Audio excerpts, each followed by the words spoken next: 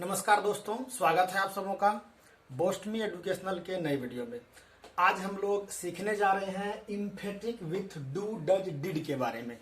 मैं हूं आपका दोस्त संतोष कुमार, बने रहिए हमारे साथ। क्योंकि इसका हम लोग प्रयोग कहाँ करते हैं, ये इम्फेटिक क्या होता है, पहले हम लोग इसके बारे में समझने का प्रयास करते हैं।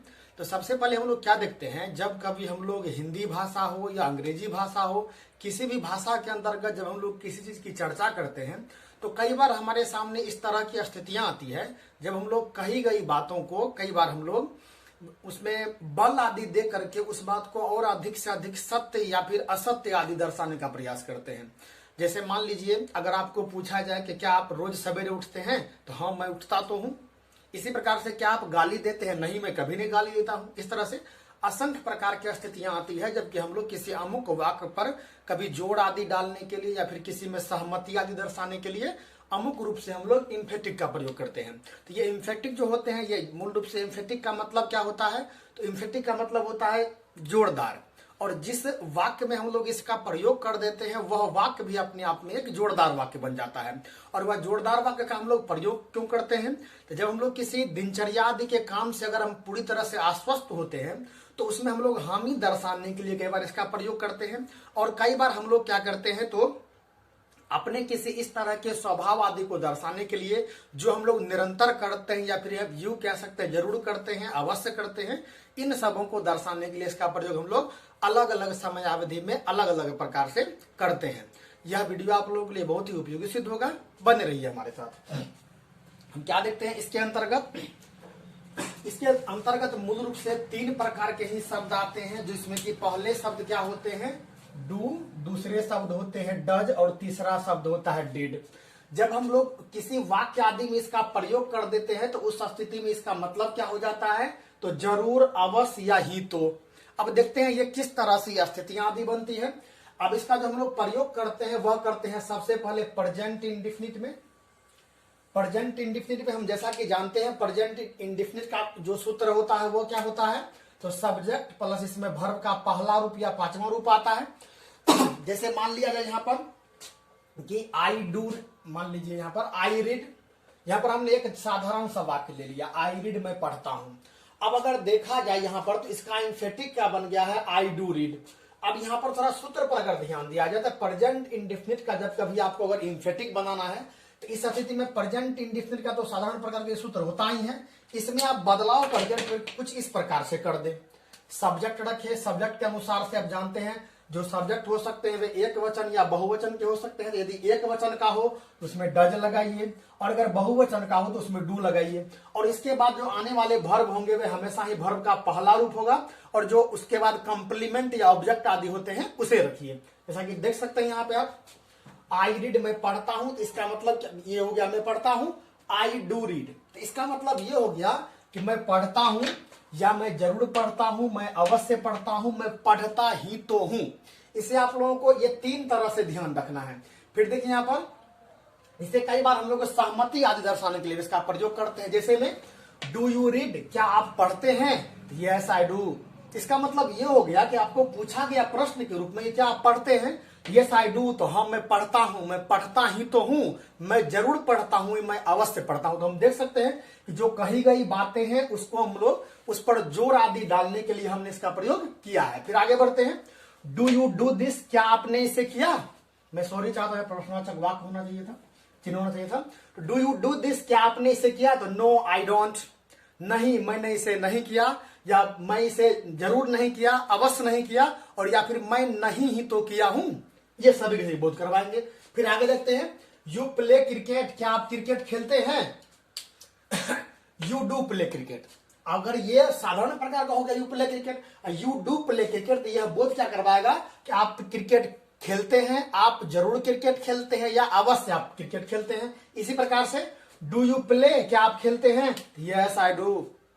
क्या डू यू प्ले, क्या आप खेलते थे, यस आई डू, हाँ मैं खेलता तो हूं, मैं जरूर खेलता हूं, मैं अवश्य खेलता हूं। ये सभी प्रकार के बोध यहां पर करवाएंगे। जब कभी अंग्रेजी में कन्वर्सेशन होता है, अंग्रेजी में जब हम लोग किसी से अमुक व्यक्ति से बातचीत आदि करते हैं तो उस स्थिति में ये इम्फेटिक का अपना ही महत्व बढ़ जाता है, जैसा कि आप देख सकते हैं। फिर आगे बढ़ते हैं, एग्जाम्पल के तौर पर हम लोग क्या अलावा, राम लिव्स इन पटना, राम पटना में रहता है।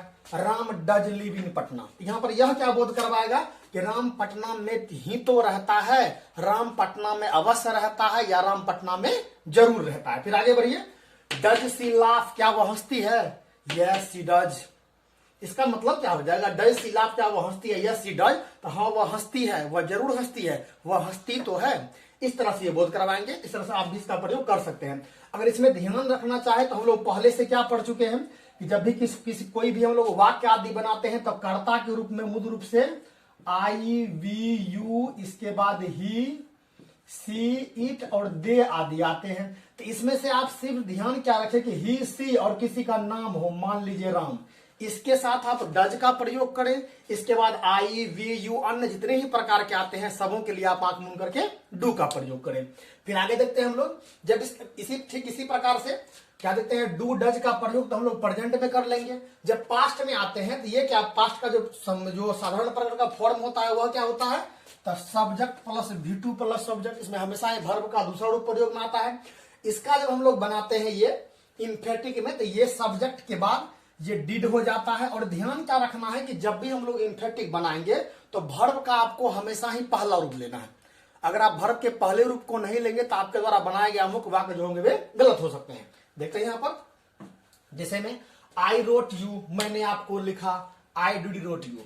इसका मतलब क्या हो जाएगा कि मैंने आपको लिखा, मैंने आपको अवश्य लिखा, मैंने आपको जरूर लिखा, मैंने आपको लिखा ही तो था। ये तीनों प्रकार का बोध करवाएगा इस वाक्य के द्वारा। जैसे देख सकते हैं यहां पर कि I wrote you, I did wrote you. फिर आगे बढ़िए, डिड दे राइट, क्या वे लिखे थे, क्या या फिर क्या वे लिखे? Yes did they did. इसका मतलब हाँ वे लिखे तो थे, वे जरूर लिखे थे, वे अवश्य लिखे थे।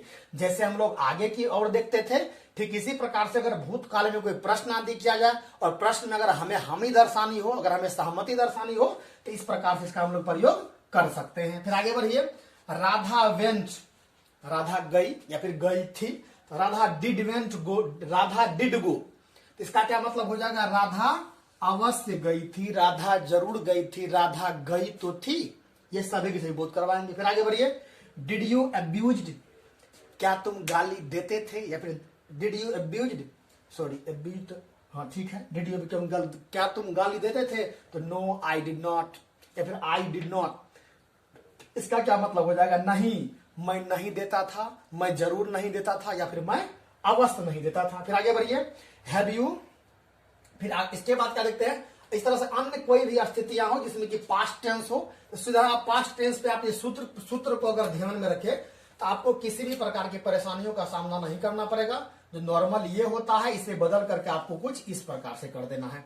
फिर आगे क्या देखते हैं कि जब कर्ता के रूप में हैज, हैव और हैड मुख्य क्रिया के रूप में हो, तो इस स्थिति में भी हम लोग इसे इंपरेटिव बनाते हैं। जैसे देखते हैं क्या, इसमें मूल रूप से आपको क्या ध्यान रखना है कि कर्ता चाहे किसी भी रूप में हो, चाहे वो एक वचन में हो, बहुवचन में हो, किसी में भी हो, जब उसे इंपरेटिव बनाते हैं तो जो आने वाले वर्ब होते हैं वे हमेशा डू ही होते हैं। एक वचन भी होगा तब भी आपको उसमें डज नहीं लगाना है, हमेशा ही डू लगाना है। जैसे हम जानते हैं क्या, अगर एक वचन होता है तो उसमें हम लोग स्वामित्व आदि दर्शाने के लिए हैज का प्रयोग करते हैं, लेकिन यहां पर हम लोग हैव का प्रयोग करते हैं। देख सकते हैं यहां पर देखिए, आई हैव ए कार, मेरे पास एक कार है, आई डू हैव ए कार।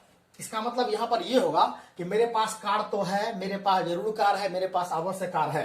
और इसका यहां तो अधिक मात्रा में महत्व नहीं रह जाता, लेकिन जब प्रश्न आदि किया जाता है तो उस समय में इसका अपना ही महत्व होता है। जैसे देख सकते हैं कि हैव यू होम, क्या आपके पास घर है? Have you home to live in, क्या आपके पास रहने के लिए घर है? Yes I do have.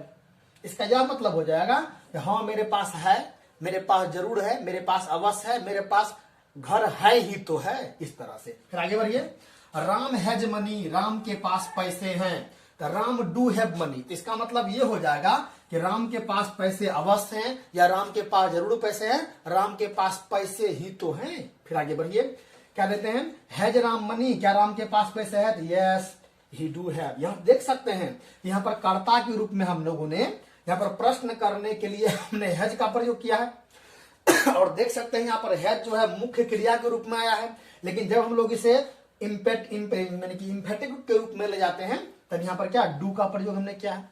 इस स्थिति में कोई भी यहाँ पर देखिए हैज के बदले हैव हो गया यहाँ पर। यस ही डू हैव, हाँ उसके पास जरूर है, अवश्य है, उसके पास पैसा ही तो है। फिर आगे बढ़िए, जब कभी वाक्य यदि इंपेरेटिव हो। अब इंपेरेटिव क्या होते हैं तो हम जानते हैं पहले से ही। इंपेरेटिव का मतलब होता है प्रेरणार्थक, यानी कहने का मतलब कि कोई काम इस प्रकार का हो जिसमें कि कर्ता काम करने पहले तो वह काम नहीं करता था, लेकिन किसी अमुक व्यक्ति या किसी साधन आदि के द्वारा उसे कोई प्रेरणा मिली और तब जाकर के उसने उस काम को कर दिया। जैसे मान लीजिए कोई व्यक्ति वहां बैठा है, मैं उसे बुलाता हूं कम है। अगर पहले तो वह बैठा था, मेरे कहने के साथ ही उसने काम करना शुरू कर दिया, तो इसका मतलब यह है कि मैंने उसे प्रेरणा दिया, तब उसने काम करना शुरू किया। इस तरह से असंख्य प्रकार के वाक्य आदि आते हैं, come here, go there, sit down. इसमें हम लोगों ने पहले से क्या इसके बारे में पढ़ा हुआ है कि जब भी ये प्रेरणार्थक क्रिया आदि बनता है, इंपेरेटिव सेंटेंस बनता है, तो उसमें जो कर्ता होता है यू, वह हमेशा ही साइलेंट होता है। वह दिखाया तो नहीं होता है, लेकिन जब हम लोग उसका प्रयोग करते हैं तो वह अपने आप उसमें हुआ समझा जाता है। जैसे मान लीजिए कम हेयर तो you come here, seat down तो यू सिट डाउन। तो इस स्थिति में क्या देखते हैं कि हमेशा यह सेकंड पर्सन के लिए आता है। अब देखते हैं इसमें यह कैसे बनता है। अब आगे बढ़ जाओ, क्या इसमें इंपेरेटिव जैसे मान लेते हैं कम हेयर, यहां आइए तो डू कम हेयर। इसका मतलब ये कम हेयर यहां आओ तो डू कम हेयर जरूर यहां आओ। इस स्थिति में कई बार हम जब किसी से मदद आदि लेते हैं, मान लीजिए प्लीज हेल्प मी, तो यहां पर इसका मतलब ये होता है कि कृपया मेरी मदद कीजिए। और अगर हम कह देते हैं प्लीज डू हेल्प मी, तब इसका यह मतलब होता है कि कृपया मेरी अवश्य ही मदद कीजिए। अगर आप मेरी मदद नहीं करेंगे तो इसका मतलब यह है कि मैं किसी भारी परेशानी में पड़ जाऊंगा। यानी कहने का मतलब कि मैं आपसे विनती करता हूं, आप अवश्य ही मेरी मदद क्या ही कीजिए। जब हम लोग डू लगा देंगे, इस स्थिति में जब भी आप किसी के साथ अगर प्लीज लगा हुआ हो तो प्लीज के साथ आप डू लगाइए। इसमें ध्यान क्या रखना है कि जब भी ये डू शब्द आएगा तो आने वाले जो वर्ब होंगे, वर्ब से ठीक पहले आएगा। या फिर यू भी ध्यान रख सकते हैं आप क्या कि इंपेरेटिव सेंटेंस जब होगा तो इंपेरेटिव सेंटेंस में अगर प्लीज हो तो प्लीज के बाद डू रखिए, और अगर प्लीज नहीं हो तो पहले डू रख करके इंपेरेटिव सेंटेंस को बनाइए। जैसे देखिए यहाँ पे सिट डाउन, सिट डाउन का मतलब बैठना होता है, तो डू सिट डाउन, तो डू सिट डाउन जरूर बैठिए, अवश्य बैठिए। इस तरह से go there, do go there, तो गो देयर वहां जाओ या फिर वहां जाइए, ठीक है। डू गो देयर तो वहां पर अवश्य जाइए, जरूर जाइए, जाना ही तो है। इस तरह से भी कह सकते हैं। हैव पेशेंस, पेशेंस का मतलब होता है भरोसा रखना, तो डू हैव पेशेंस।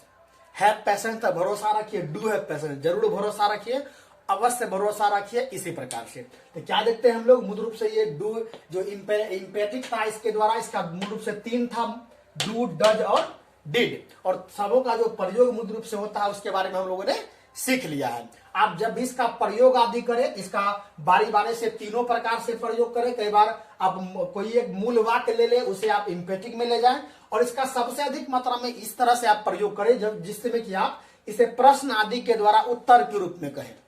लेकिन उत्तर देते समय एक विशेष बात का आपको ध्यान रखना है, क्या कि हम उसी काम में यस आई डू आदि करके किसी वाक्य को बताते हैं जब उसके बारे में हम लोग 100% श्योर होते हैं। आप वैसे किसी काम के बारे में नहीं कह सकते हैं कि यस आई डू।